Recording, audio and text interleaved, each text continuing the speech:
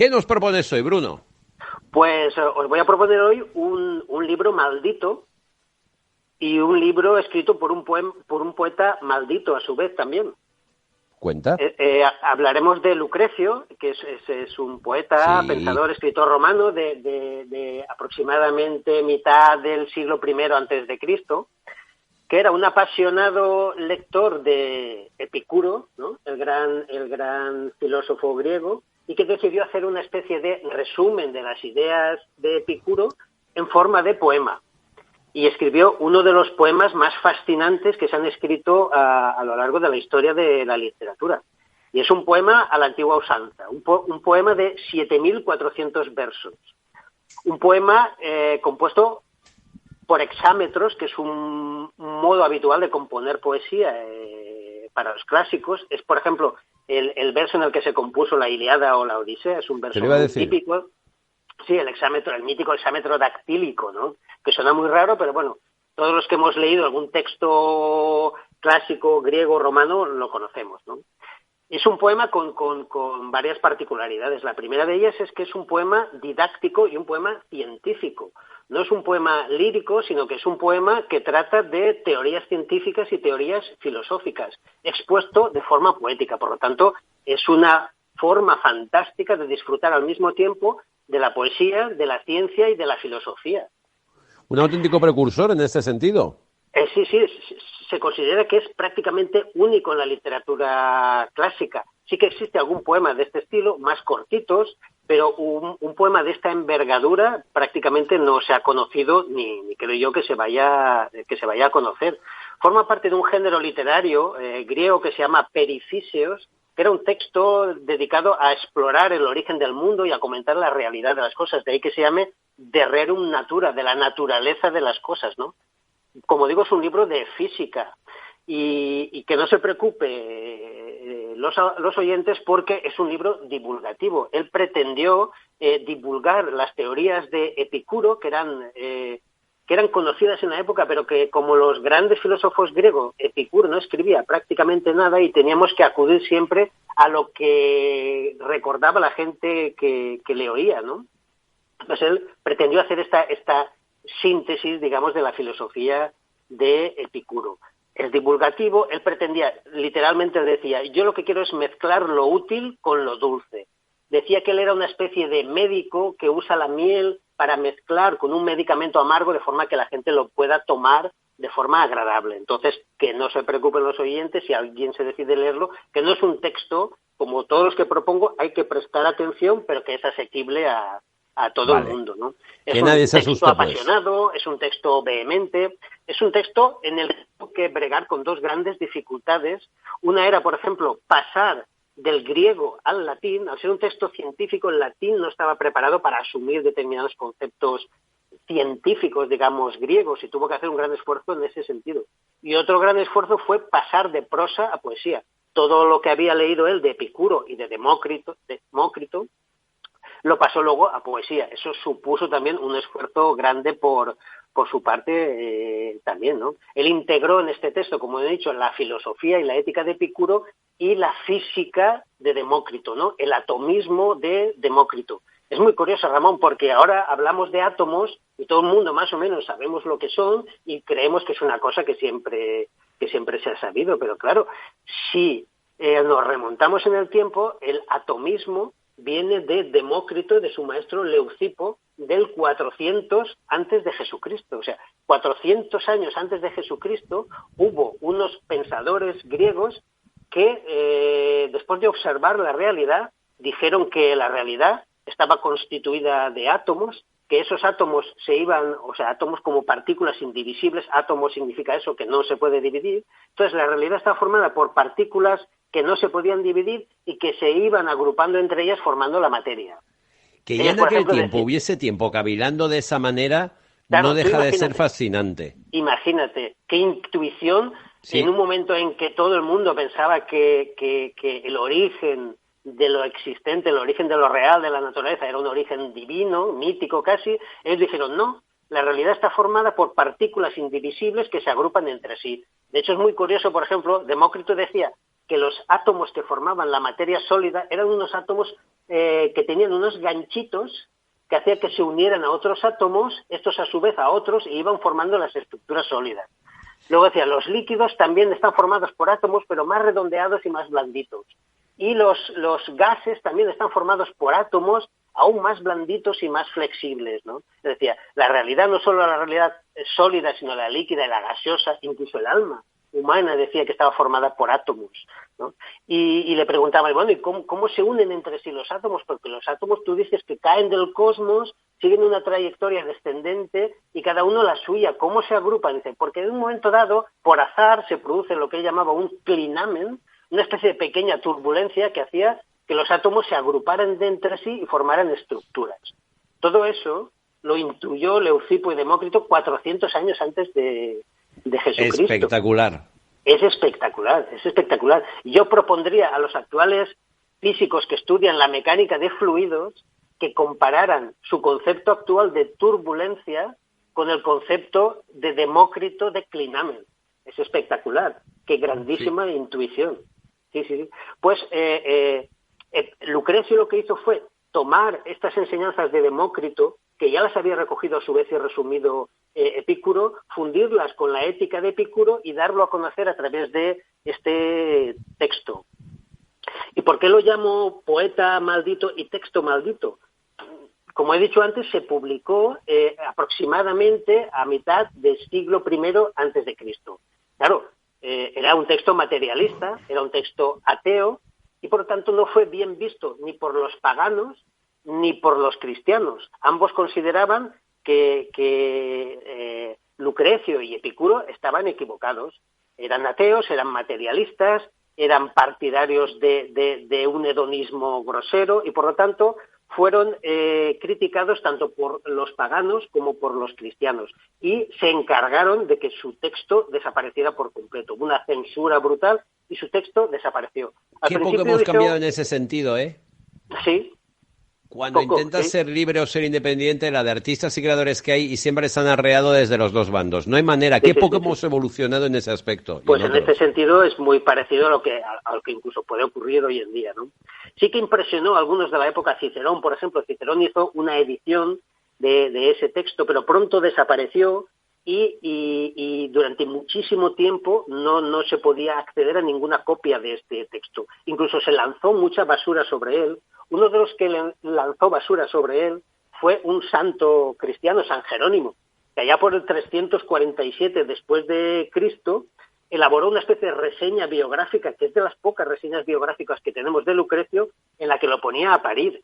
Decía algunas lindezas, como por ejemplo que tomó un filtro amoroso que le volvió loco y producto de esta locura escribió el poema. Y luego a los 44 años se suicidó y que era un hombre inestable y que tenía problemas mentales. Y de ahí que escribiera lo que escribió. O sea, ya entonces un santo cristiano orquestó una campaña de descrédito contra el bueno de Lucrecio. Para hundirle.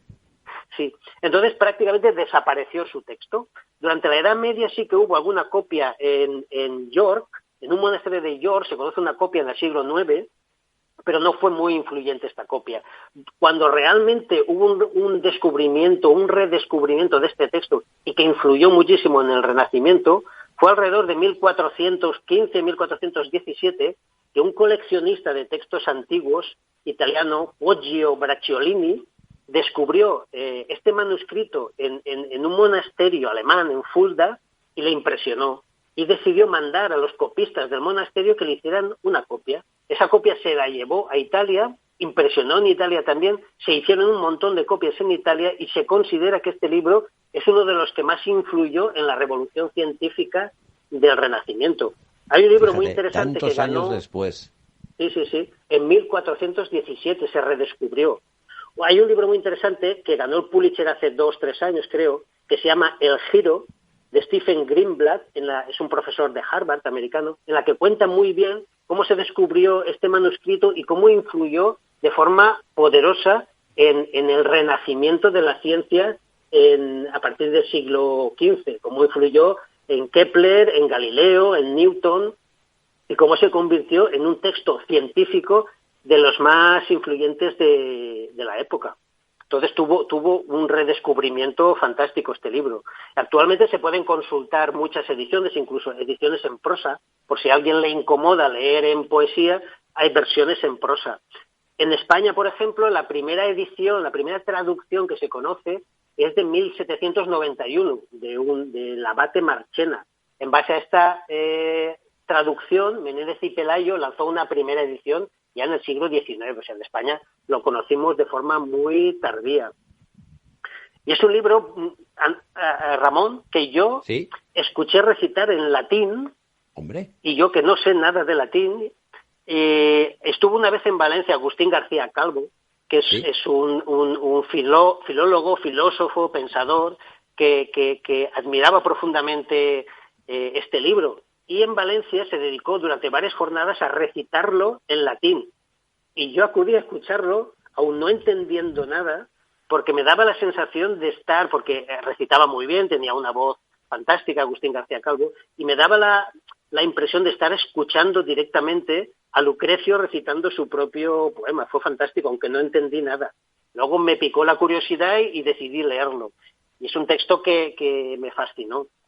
Es una auténtica epopeya científica que aúna poderío intelectual y pasión, ¿no? Es una exposición sistemática y completa, de las pocas que tenemos, de una doctrina física, el atomismo de Leucipo y Demócrito, y de una ética, el hedonismo de Epicuro. Y el objetivo, como he dicho antes, es un libro divulgativo. El objetivo es prácticamente el de un libro de autoayuda. Él, literalmente, Lucrecio decía que lo que pretendía era disipar temores y tinieblas. Él pensaba que el hombre tenía dos escollos principales hacia la felicidad: el miedo a los dioses y el miedo a la muerte. Y él pretendía con este libro eliminar ambos, para que el hombre tuviera fácil acceso a la felicidad. Él hereda una idea interesantísima de Epicuro. Yo admiro profundamente a Epicuro. Una idea interesantísima, que era que el conocimiento científico y racional de la realidad, de lo real, libera al hombre, influye tanto en su bienestar psíquico como emocional, y le permite gozar tanto de placeres corporales como placeres del alma, y también evita dolor. Claro, la filosofía de Epicuro, que ha sido muy denostada porque ha sido muy criticada sobre todo por el cristianismo, ¿no? Es una filosofía sencillísima, con un programa de 3-4 puntos básicos que yo estoy seguro de que tú, Ramón, suscribes. Desde luego. Más placer, menos dolor, más serenidad, más sencillez, más conocimiento. Totalmente de acuerdo. Digamos que la genialidad de Epicuro fue vincular ambas, la física y la ética. Es decir, cómo el conocimiento de la realidad, el conocimiento racional de la realidad, puede ayudarnos a obtener más placer, menos dolor, más serenidad, y hacer que nuestra vida sea más sencilla y placentera. Que es un mensaje que deberíamos de poner en práctica ahora mismo, claro, desde luego. Claro, lo que pasa es que el cristianismo arrasó con las teorías hedonistas de Epicuro y transformó el hedonismo en una cosa grosera, viciosa. Los llamaban cerdos a los epicureístas. Epicuro enseñaba en su jardín, se compró un bancalet cerca de Atenas, y en ese campito él daba clases, daba charlas, ¿no? Y le preguntaron a veces qué pensaba él que era la felicidad, y él decía: mira, la felicidad es una sombra debajo de un árbol, un pedazo de queso y una conversación con un amigo. Pero claro, mensaje, contrario a los dioses, que ni siquiera Lucrecio pensaba que los dioses no existían. Él dice: bueno, yo no sé si existen los dioses, pero en el caso de que existieran, seguro que no han creado ellos el mundo, y seguro que no pueden interferir en los asuntos humanos. Así que, ¿qué más me da que existan o que no existan? Y, por supuesto, no les tengo miedo a los dioses, ni le tengo miedo a la muerte. Él decía: la muerte no hay que tenerle miedo. Pensamos que es el mayor de los males, pero cuando vivimos ella no existe, y cuando ella existe ya no vivimos. Por lo tanto, no hay que tenerle miedo. Eso es un mensaje que más me aterra. Iluminador. Pues ya hablaremos otro día de Epicuro. Hoy no me quiero centrar con Epicuro porque quiero hablar del otro día. Vale. Pero bueno, una forma fantástica de introducirse en este pensamiento tan sencillo y a la vez tan profundo es leer el libro de Lucrecio. Y también muy interesante para los historiadores de la ciencia, para los interesados en la ciencia en general, porque es uno de los primeros grandes textos científicos superiores, por ejemplo, a los de Aristóteles, y además en forma de verso, con la dificultad que eso conlleva, transcribir la física en versos. ¿Hay buena traducción? Hay buena traducción. La que yo tengo es la del Abate Marchena, que es la traducción clásica en España, pero hay bastantes traducciones ya en este momento. El propio Agustín García Calvo, que he comentado antes, también tiene una traducción en su editorial, Lucina, una traducción también muy interesante. Esta es rítmica, muy particular, con unas características muy particulares, pero también muy interesante. Pero vamos, la común es la del Abate Marchena y es la que suele leer todo el mundo, ¿no? Que es la que editó, como he comentado, Menéndez y Pelayo.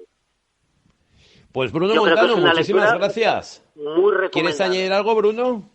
No, simplemente hacer la pequeña lectura que hago siempre. Hombre, claro. Que yo creo que indica muy bien, es una lectura, el libro, como he comentado, tiene 7.400 versos, pero están distribuidos en 6 libros, o 6 grandes capítulos. Pues al principio del segundo capítulo hace un elogio de la filosofía, de la ciencia o del pensamiento en general. Y dice esto: oh pechos ciegos, ¿entre qué tinieblas y a qué peligros exponéis la vida tan rápida, tan tenue? Por ventura, ¿no oís el grito de naturaleza que, alejando del cuerpo los dolores, de grata sensación el alma cerca, librándola de miedo y de cuidado?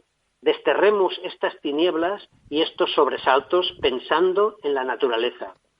Es genial esta idea de cómo el pensamiento, de cómo la reflexión, de cómo el uso potente de la racionalidad nos puede librar del miedo, del terror, y puede conseguir que seamos más felices. Hacia la felicidad a través del conocimiento. Es un gran mensaje. Grandísimo mensaje, Bruno. Te queremos, amigo. Y a vosotros, cuidaos mucho.